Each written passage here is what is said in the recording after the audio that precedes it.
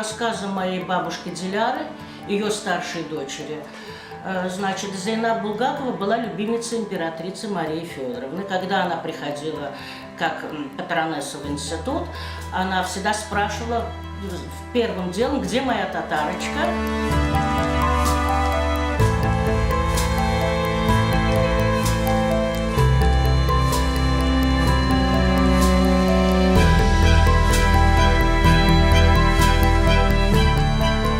Зейнаб Булгакова была очень передовой женщиной для того времени, и она была просветительницей, то есть в каком-то определенном смысле, конечно, потому что она никогда не считала, что удел женщины – это там кухня и там все.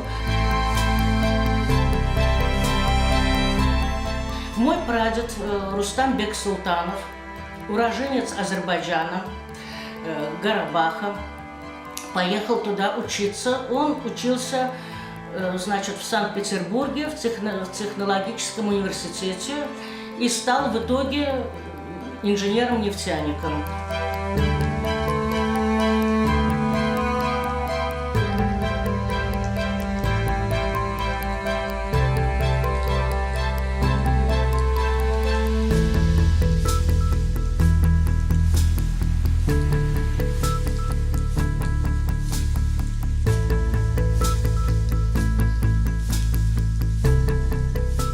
Я помню, она напевала песню, я даже «Алтын язык».